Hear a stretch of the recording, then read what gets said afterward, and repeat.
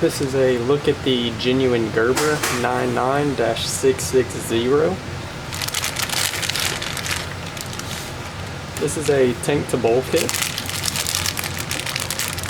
In here it's got the two channel pads that go in between the tank and the bowl to keep the tank and bowl from hitting each other.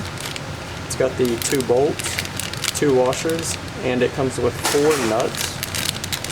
And those are to secure the tank to the bowl. This is the tank to bowl gasket. We'll get a few measurements here for you. That's the inside there. It's 3 inches inside. The bottom, a little less than 4 inches in diameter.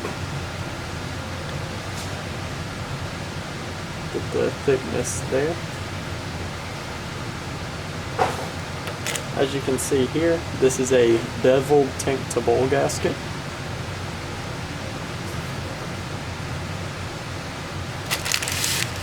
And once again, this is the genuine Gerber 99-660 tank to bowl gasket.